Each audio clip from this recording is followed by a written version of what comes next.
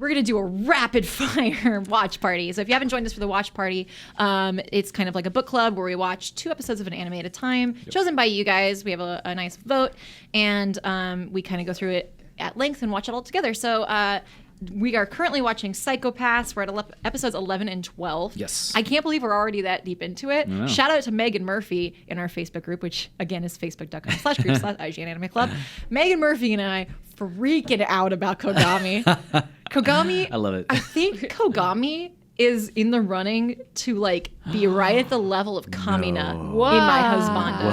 I am in love with him. He's perfect. So, anyway, to wrap up, I'm really enjoying Psycho Pass. But yeah, so just jumping in really quickly to episode 11, we have Carter Gerke. I think that's how we say it normally. From the Facebook group says, episode 11 was so intense. My roommate is not an anime fan, but he had his eyes glued to the screen for the whole second half, and he had no context to what was going on. To be honest, I was expecting an enforcer to at the last second show up and save Yuki, but no, Makishima does not pull his punches, and neither does this show. Yep. So, this is episode 11 where Makishima has, I missed the last watch party, so I watched a bunch of them at once. But Makishima has kidnapped Yuki, and who is Tsunemori's friend, and Kogami goes and finds her, and they have this little hunting, the most dangerous game-esque hunting thing where they're being hunted by that cyborg man who's really creepy. If you don't recall what's going on.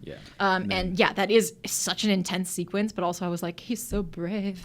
But I think it's fascinating the implications of somebody who doesn't fit with the civil system, like Makishima doesn't. Like Makishima, like the more hardcore he was getting, the more criminal he was becoming, the lower his crime coefficient was going. That was crazy. And I thought, like, this is fascinating. Like, when does AI break? Like, when AI is wrong, what are the implications? What are the consequences? And you have this person who flies so far under the radar that he can do anything he wants. But what makes me mad, can I just say this is going to be controversial, but I really hated Akane in this episode. I hated her. Oh. I'm very protective of my family and friends. This should have been a watershed epiphany for her. Screw the system. I'm going to blow this guy's head off because he is torturing and murdering my friend. She didn't do it. And I understand why the show did that. Like, I understand the reasons they decided to do it that way, but I have never hated a protagonist in any medium more than I hated Akane in that moment. It was, you didn't drop your useless gun, the crime coefficient thing is going down, you're just sitting there messing around. There is no third option. No one's coming to save you.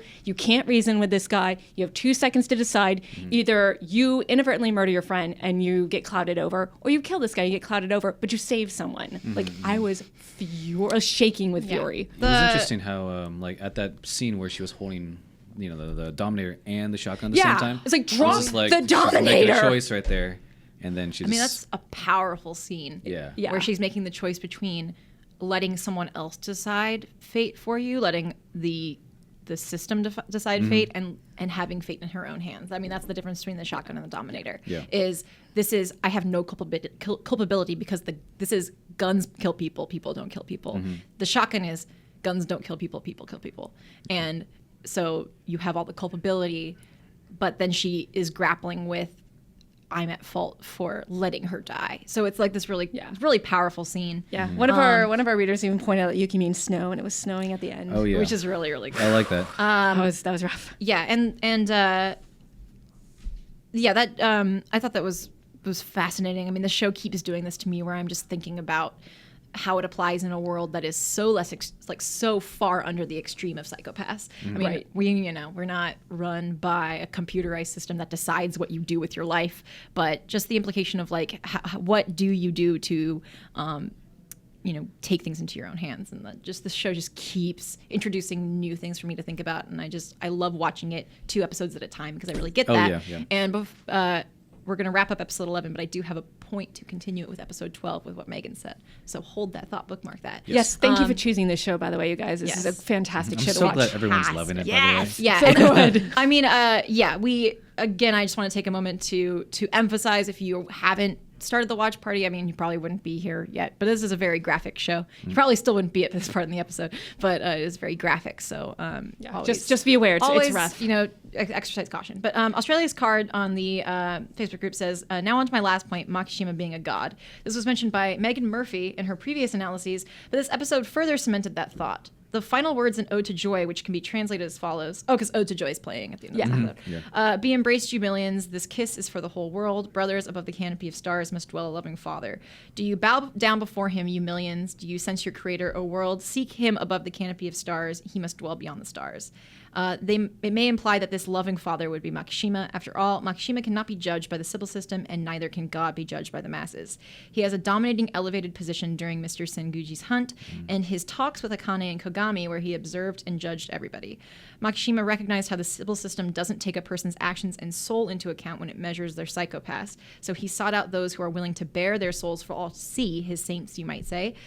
You might even go so far as to say that Makishima loves everybody, for he strokes Yuki's hair like a parent might. I don't know. I was just creeped out by that. Yeah, I was too. But that is one interpretation. I was just really creeped out. He wants Akane to exert her free will and be resolute in defending her friend, and he punishes Akane for being weak as God would do to the sinned by killing Yuki.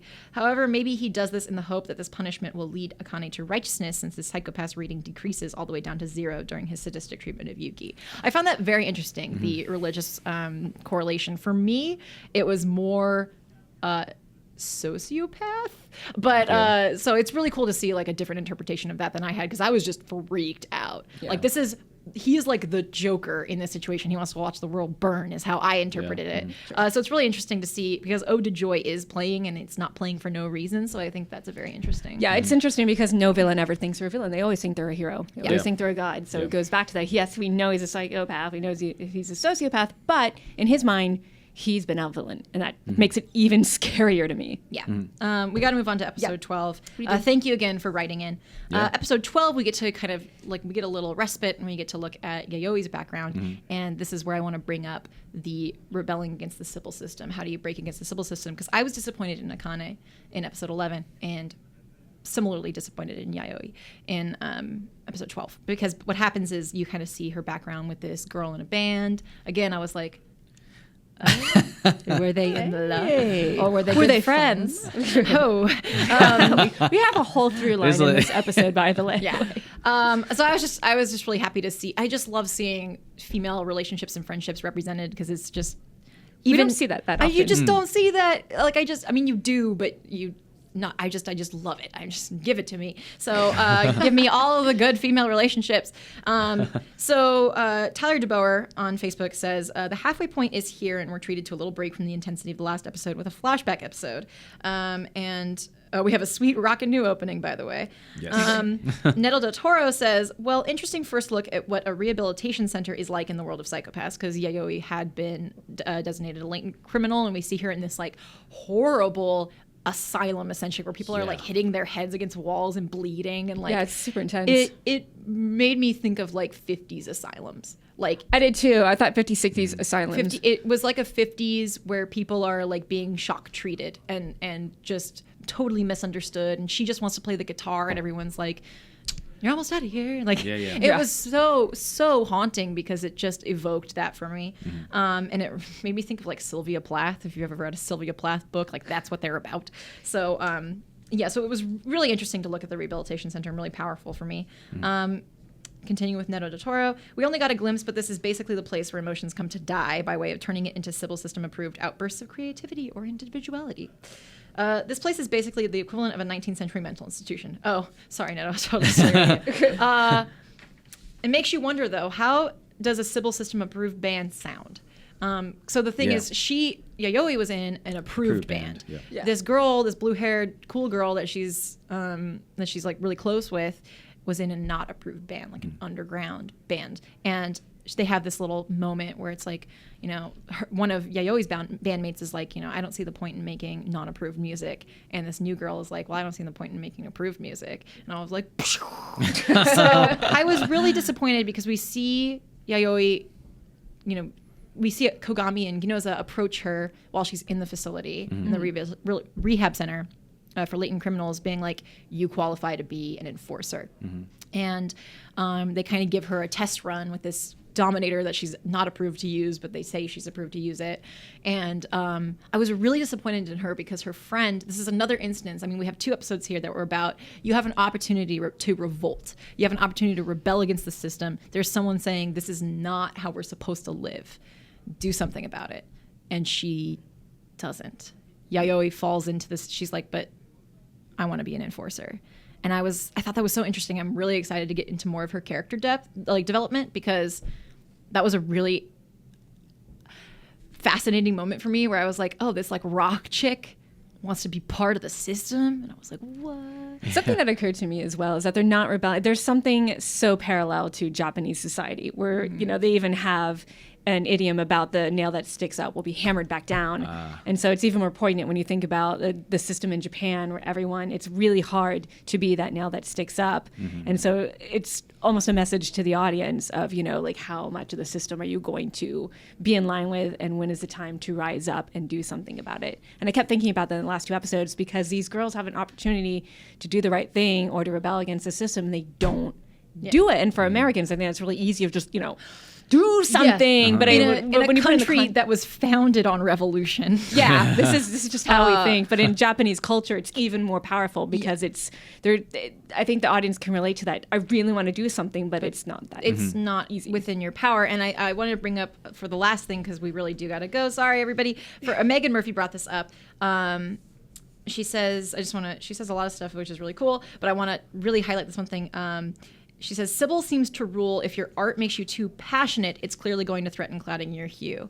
And basically there's this point where it's like, if you're too into your art, you could become a latent criminal. And I thought that was fascinating because I have this thing where if I get too into something, I get really embarrassed because I have that nerd thing where I'll be like, I love murder documentaries. And someone will be like, okay. And I'm like, I should not care about anything. So there's this, it's mostly an anxiety thing for me. And so it's just a really powerful parallel for me because I've talked about in Watch Party before about mental health and how that would happen in psychopaths and how that would affect your hue.